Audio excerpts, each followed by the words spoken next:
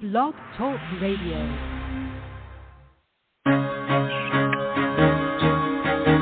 Carol the Coach. Sex, love, and relationships. We talk about it here. Carol the Coach. Compassion with contemporary relevance. I am a psychotherapist. I can be your personal life coach, and I can help you with your issues. There are no problems too small or too big. You can talk about anything. Speaker, columnist, radio TV host, and commentator. Carol the Coach brings messages of wellness and empowerment within reach of everyday people every day. Almost 5 years ago, I lost my soulmate in an accident. He was killed in a plane crash. Life just, for me, has seemed to stop. There are groups all over the city. I teach one. It is a specific way to start thinking so that you shift how you see the world, which then shifts your energy, and then you feel better and you actually see things differently. Carol the Coach. Always available, too, at carolthecoach.com. Now, I've got Russell on the line. I'm 47 years old. I'm a truck driver. I'm married. I have a wife in San Francisco. Okay. I haven't been home in 6 months. My thing is, I don't know if I have a sex addiction or what the problem is. Why do I want what I can't have? And as soon as I can have it, I don't want it anymore. You're right on target when you say, I don't know if I have a sexual addiction. Well, guess what? Yes, you do. And you know what? That's my specialty, Russell, so you're at the right place. Continue. I meet women online, and I'm in a different part of the country. I travel all 48 states, so I love sex. I hear self-esteem issues. You never felt good enough, and you didn't feel like you were getting what you should have then, and you're reenacting that now. Do you want to change that about yourself? Oh, yeah. Welcome to Sex Help with Carol the Coach. And what a whirlwind week it has been. I'm telling you, I've done a lot of traveling and a lot of presenting. I even whitewater rafted. And was that fun? Yes, it was totally a blast. Do I need to do it again? Absolutely not. But I tell you what I do need to do is I need to find ways to get more information out to you about how to heal your relationship. Now, I get that I have sex addicts, both men and women, that aren't in relationships. So I know this may not be as pertinent, but we've got this workshop coming up October 8th from 10 to 5, and my colleague Kim Hansen-Petroni and myself, we're going to be guiding it. It's going to be walking you through the steps of Help Them Heal, giving you, I would say, the basics, but I'm also going to be walking you through some steps that are a little intense, a little filled with conflict. And yet, this workshop is geared to work you forward. I want to move you forward because I want you to heal. And so you'll get an idea of what you need to do and what risks you need to take. And if you are interested, go to www.sexhelpwithcarolthecoach.com/workshops. And that'll take you right there where you can register. We're going to keep it small. It all depends on what small is, right? But we're going to keep it under 15 couples. It matters not how old you are, how young you are, what part of partner betrayal you're in. It may be 6 months. It may be 60 years. Doesn't matter. Because actually this book is written to get you through the hard stuff, even if you've done some of the work that Help Them Heal talks about. You also need to really pursue all 3 phases. Well, you need to pursue phase number 1 and 2, safety and stabilization for phase 1, and then anger, grief, mourning, and loss. So you can get over there and begin to dip your toe in post-traumatic stress. That was a Freudian slip. Post-traumatic growth. And that's the thing about post-traumatic growth. It's not something that you immediately get into. It is something that you work yourself towards. And that's why I am a proponent of how important it is to know how to get through these stages. You know, I train all over the world and train all the coaches and clinicians for APSATS, that partner-sensitive organization. And going to be doing some training with other organizations too. So if you want to figure out how to move your relationship forward, October 8th, 10 to 5, go to my website and sign up. Now, that being said, today we're going to be talking about the opposite. We're going to be talking about when to stay or leave a relationship when your partner's slipping, when you don't feel safe, looking at reasons to stay in a relationship, and when it is messing with your insanity. So I'm going to be talking with Rebecca Stokes, who is just the aficionado of so many things. She's worked for the Meadows. You've heard her speak before. And she's going to be guiding you through when to stay and when to go. And, you know, this is what this show is about, asking experts. So, Rebecca, this is Carol, the coach. Thank you for coming on the show. Oh, my gosh. Thank you so much for having me, Carol. Great to be back. Well, yeah, and you and I both believe that there are many reasons to stay in a relationship, from family, finances, and most importantly, love. But it leaves our partners wondering, am I settling and or am I selling myself short? And so I thought this was really a pertinent topic for today. Yeah, I agree. I think it's a really hard place, I think, for most people to come to, where this decision of, do I stay in a relationship with someone? Do I go? How do I tell if I should stay or if I should go? It can be really difficult. Yeah, so now tell me, what do you believe are the reasons to stay in a relationship when betrayal has occurred and they're both in the midst of wondering what they need to do? Yeah, I think this is what I really look at is, you know, when we've been in a long-term relationship and we've built a life with someone, it is not easy to decide to leave. And I think what it really comes down to is most of us want to know that we've tried all the options to call it save the relationship or see if the relationship can move forward. And one of the things I look at is if your partner is going into active recovery for SA, we do want to give our partners a chance to see if the recovery is going to work. And that can help the relationship move forward.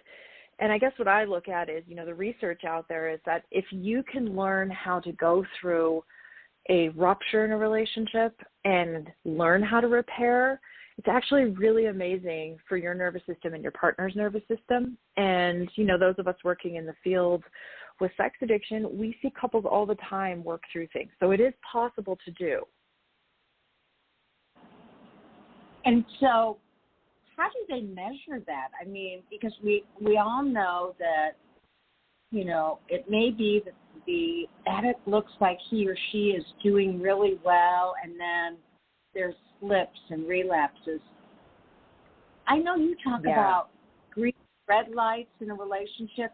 Talk a little bit about, you know, the lights that indicate staying in a relationship may not always be the best choice, especially if they look like they're red lights. Yeah, and if we're talking obviously SA specific, one of the things that I look at is noticing the difference between active recovery and your partner being in active recovery versus what does it look like when my partner's out of active recovery? And this could look like going to less therapy appointments without really consulting their therapist, missing groups, not really taking an interest in their recovery as much. And it could also look like a relapse in secretive behavior, stories not lining up. In the addiction field, we call it like in addiction behavior patterns. And so you might start to see that. You might also see that your partner is not really willing to put in the time and the effort to the relationship. And that could be in recovery, that could be before recovery. And then obviously from the standpoint in our field, if there's physical abuse or, really bad psychological verbal abuse happening, a therapeutic separation may be a serious option that you need to consider. And also, if things aren't getting better, it may be time to think about some other options. Okay, and so what I first heard you say is complacency may be indicative of problems ahead, because you and I both know that you can't get lax with your recovery tools. You got to keep them up. They are the things that keep you on the right road, and this is the hardest addiction to navigate. So complacency is a warning sign, correct? That is correct. I think that's a really great way to summarize that. And it is that complacency. It's that stepping back from recovery, not being in active recovery. Right. And then, so red lights in your world are warning signs that you really need to take a look at what's going on in the relationship. And green lights typically indicate that staying in the relationship is a good idea. What's your idea of some green light behaviors? Yeah, these are, these active recovery behaviors. So maybe your partner is in a therapy group or a support group. They have a sponsor they're working with. They're doing a 12-step program. Hopefully they're seeing an individual therapist. Maybe they went to a treatment center. Now they're coming out to do some outpatient work. And as you get further down the road in recovery, they may not be going to as many groups or seeing their therapist as much, but maybe now they're doing some workbooks or they're doing more check-ins with you. And that's really a big one, I think, is if your partner is checking in with you and telling you about their recovery and they're being open about slips and, also good things in the recovery, that's a really good indicator that your partner's in active recovery. Yes, and so tell everybody a little bit about your background, because you truly have trained with some of the best, and you've got a lot of experience with recovery. Let them know about your involvement with Meadows. Yeah, so I did my, with our degrees in clinical mental health therapy, I did my hours of training. It's kind of like a residency. That's the best way I can describe it to people.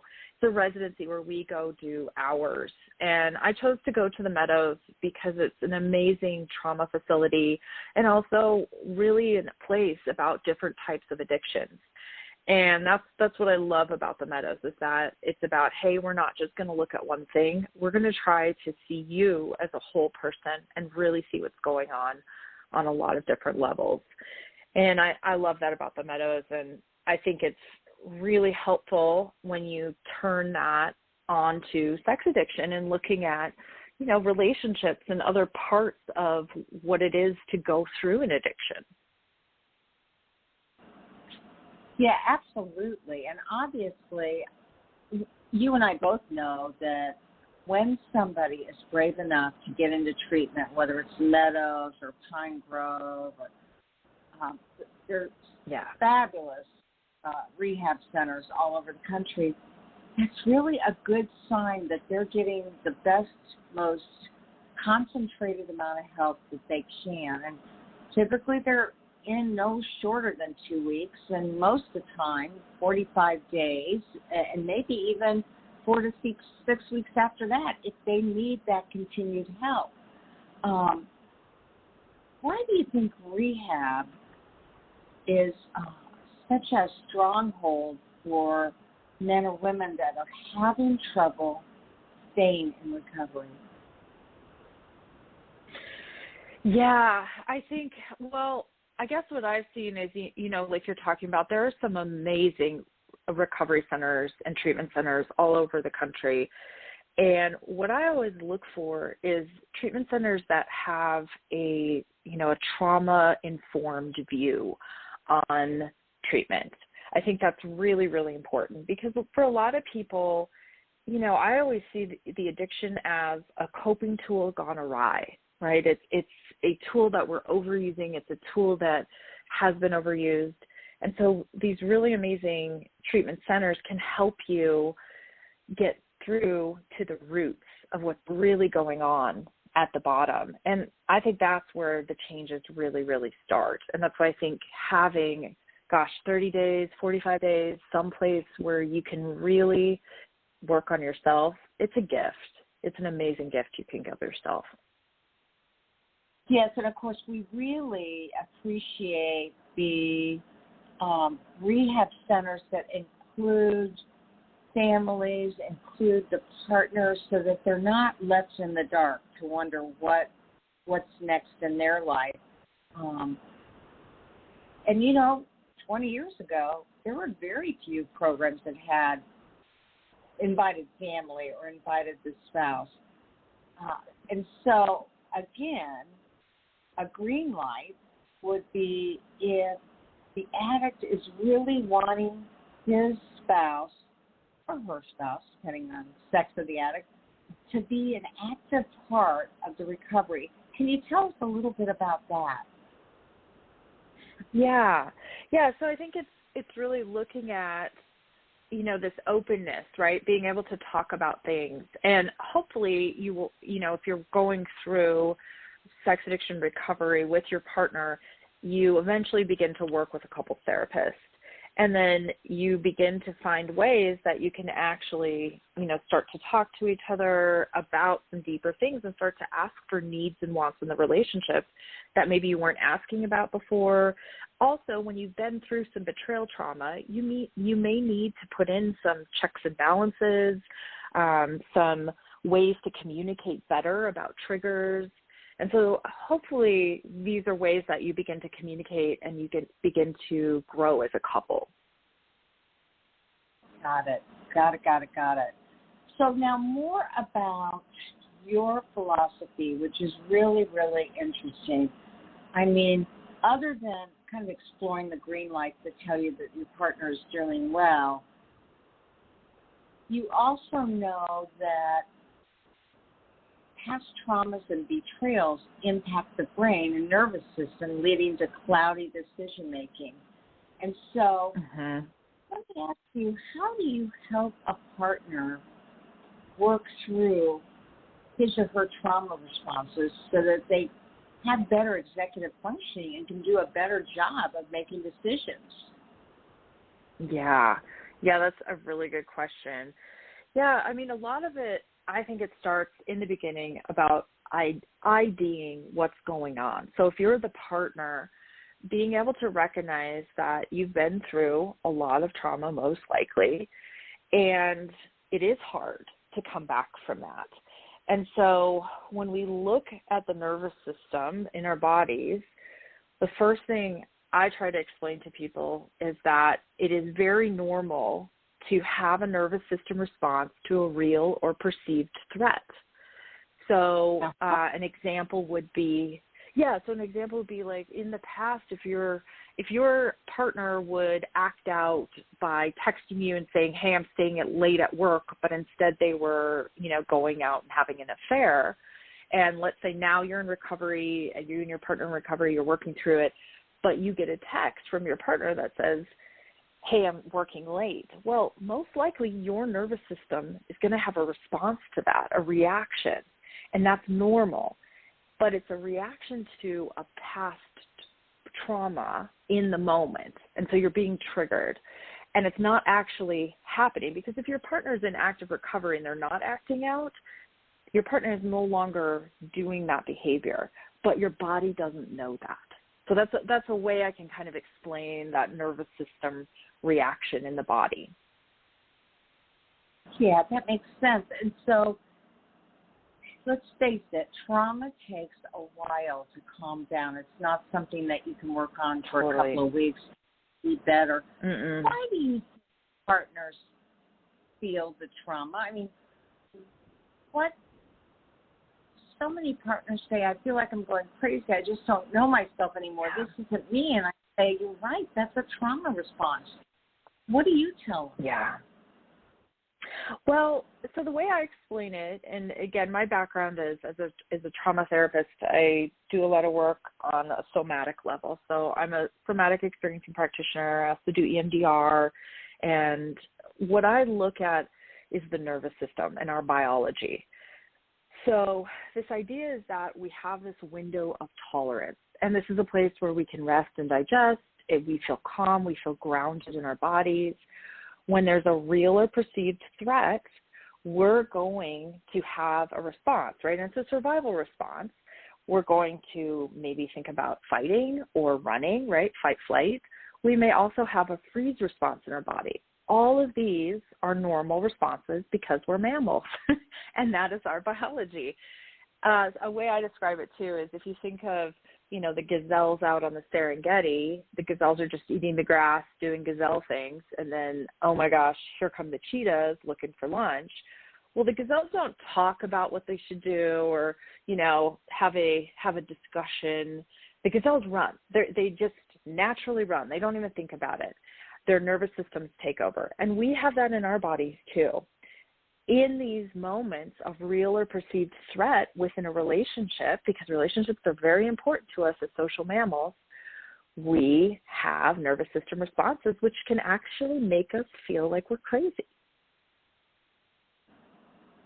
Yeah, and again, it's all about survival. And these responses were actually, genetically imposed way back into the caveman days. And, they say there's no greater loss than the loss of a child followed by partner betrayal. And when you think about survival, we realize that if you can't trust your spouse, if you feel rejected from your spouse, there's no greater threat.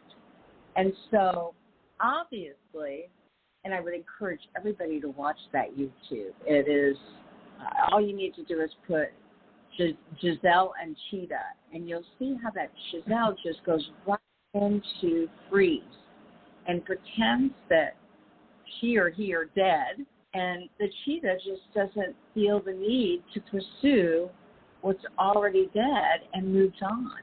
And it is a survival technique. Now, partners are very able to follow that survival technique, and at the same time, you keep saying perceived, because I agree with you that once they've been in real danger and they recognize that their spouse may not be willing to stay with them, then they have these filters that they look through that say everything is a danger. And that's where it gets really, really dicey on that central nervous system.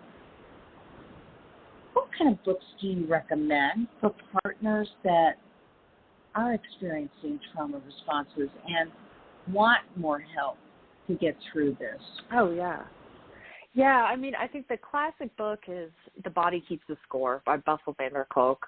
And I recommend to people, if you don't have a lot of time to read, try an audiobook while you're driving to work or just driving around town. That's actually a really good one to listen to on audiobook. And also anything by Peter Levine. He's the developer of somatic experiencing, and he's actually an MD, and he works as, really talks about neurobiology and biology. And so these are some really great places to get resources on what might be happening in your body. And then, of course, Stephanie Karn's books for betrayed partners are excellent at discussing what's going on in your body as well. Yeah, well, you hit just some of the big big gurus in the field of partner betrayal and somatization and obviously trauma responses. Now, you obviously are good at talking about what books are out there, what resources are available to our partners. Yeah, I think, I think there's a lot of really great groups now, especially group therapy for betrayed partners. There's workshops out there now, which is lovely because, 10 years ago, none of this was happening, but now we have this. And then also I think if you're, looking for a therapist to help you work on somatic responses in the body, you might look for someone who's trained in somatic experiencing. EMDR can be very helpful. And there's actually a lot of other somatic therapies out there. Pat Ogden has her whole, somatic modality training. There's a lot of great therapists who work in trauma, but I really do recommend looking for someone who's doing some of the somatic work to really help you understand what's going on in your nervous system. Absolutely. And again, we're exploring the green lights that tell you as a partner, when you're in danger and when you aren't. And red lights reveal real problems. When you've been traumatized, you've experienced complex post-trauma, it really does get more difficult to tell because you have an entire that you're fighting, correct? Yeah. Yes, exactly. Yeah, it's very hard. Just because, and that's why I talk to people about maybe even finding resources too on understanding what, let's call it red lights or slips would look like in recovery. How to know if your partner's not in active recovery. What are those things? Versus, okay, my partner's in active recovery. I can see him or her doing the work. I know. And being able to say, okay, am I having a trauma response? Am I being triggered by something? A really great example is if, let's say, your partner would watch porn up in the office and they would close and lock the door. Let's say you come home one night and the door is closed and locked, and immediately you notice what's happening in your body. Does your heart drop? Does your heart rate go up? Do you feel frozen?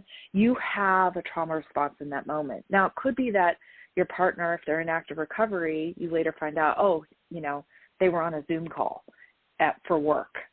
And you're like, okay, I'm all right. But in that moment, your body doesn't know. Your body is back in that trauma, re-experiencing it. So it can be very scary. Mm-hmm. Oh, absolutely.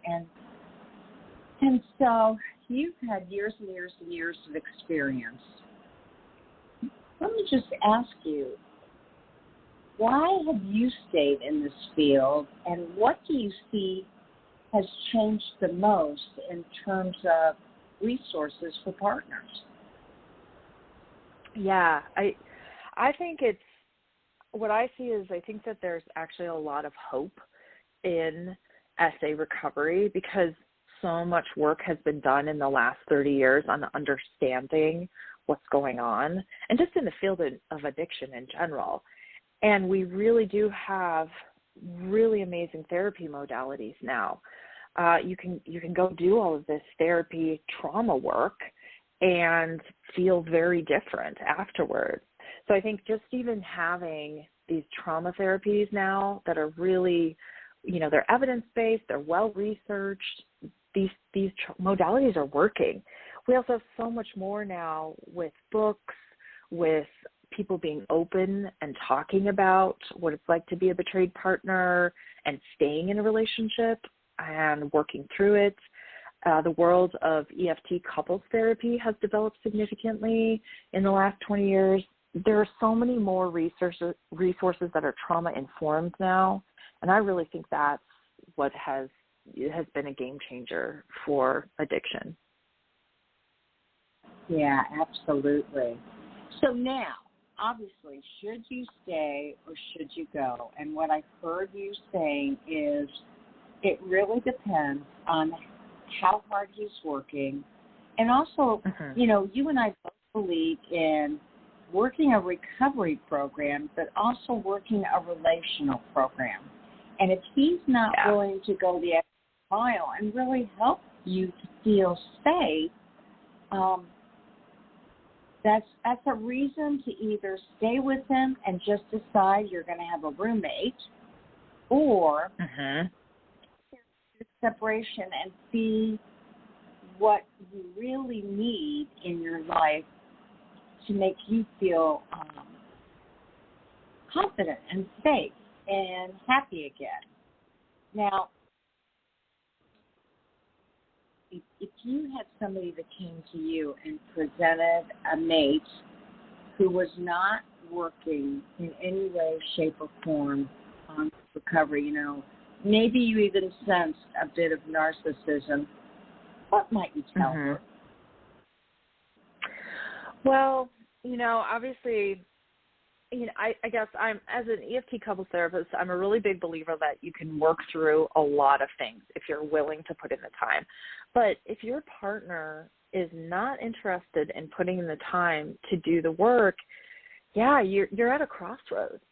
And you're going to have to decide, what kind of relationship do I want? Do I want emotional intimacy? Do I want a deeper connection with someone?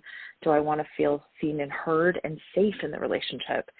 And I have seen people work through really, really difficult relationships and get to really good places. And I have seen very, narcissistic partners become very different people who are empathetic and who actually can learn, oh gosh, I didn't learn how to be empathetic towards others because it wasn't safe in my childhood, but now I'm learning I can do this.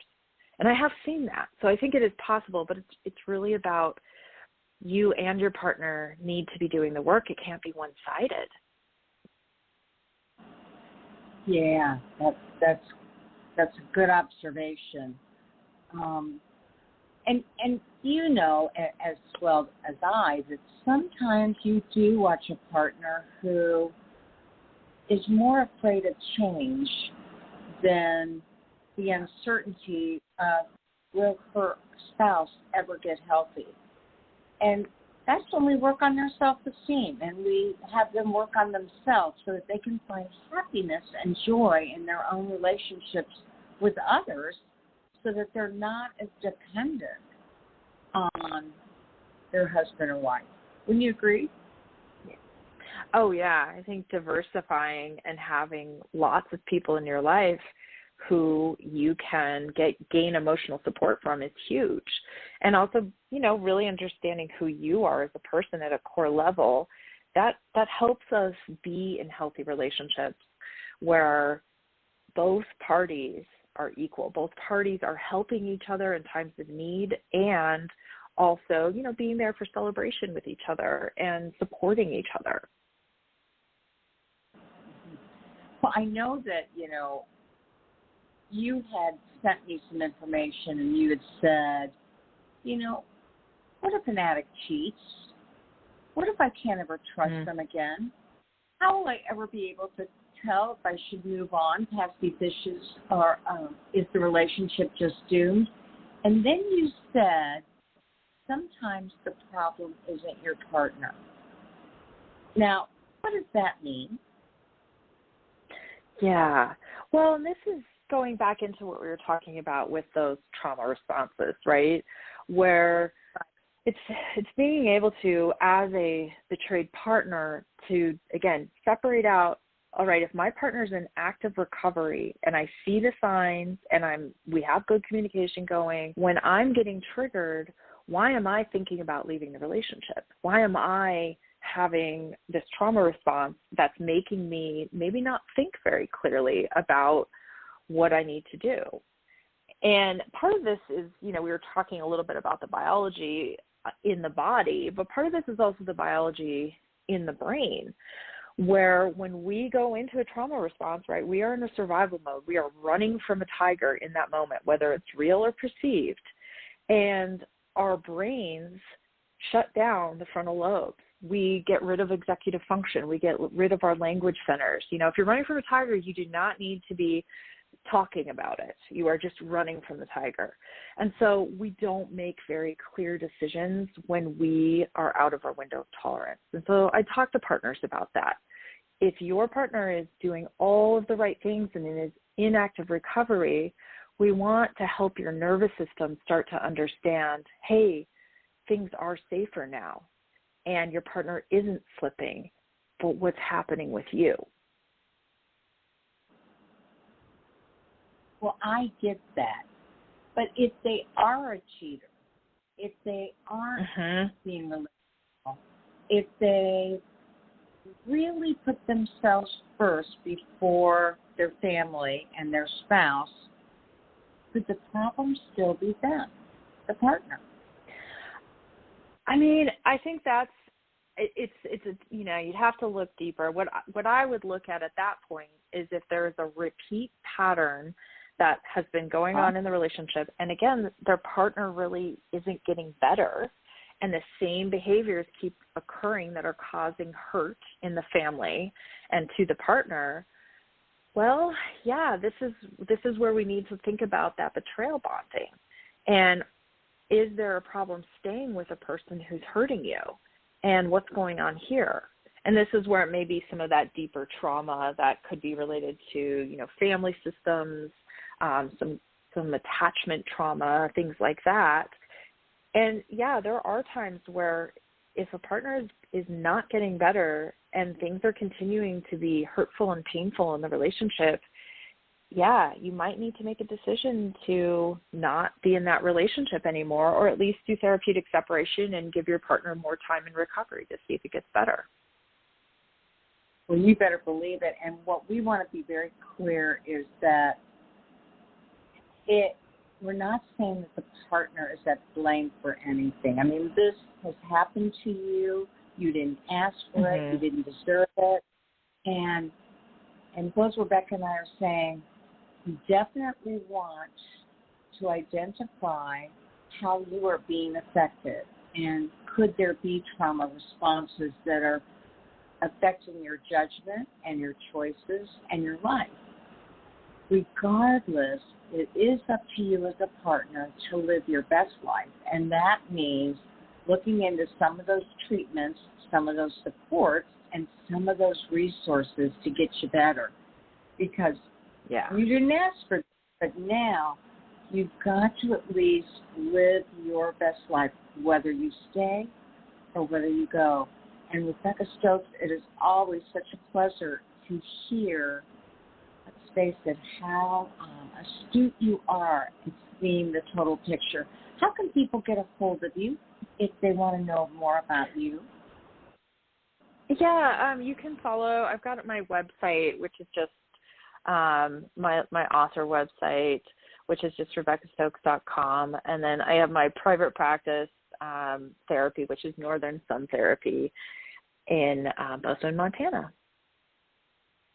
That's right. So again, if you'd like to see her website and see all the incredible things she's done, go to www.Rebecca, and that's REBECCA Stokes, STOKES.com.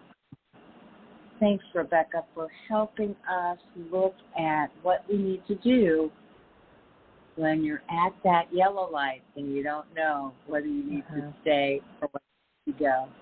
Thanks again. Oh, thanks so much, Carol. I really appreciate it. Bye-bye. So obviously, that's the big issue that so many partners ask about, whether they're female or male. You know, should I stay or should I go? Should I cut my losses or should I continue to pursue? The amount of time I've been putting into this relationship, it's never easy. But you can start with taking better care of yourself, showing yourself constructive compassion, and living your best life regardless of what has been put in your path. I'm Carol Jurgensen-Sheep, a.k.a. Carol the Coach, and as I always say, there'll only be one of you at all times. Fearlessly have the courage to be yourself. Make it a good one.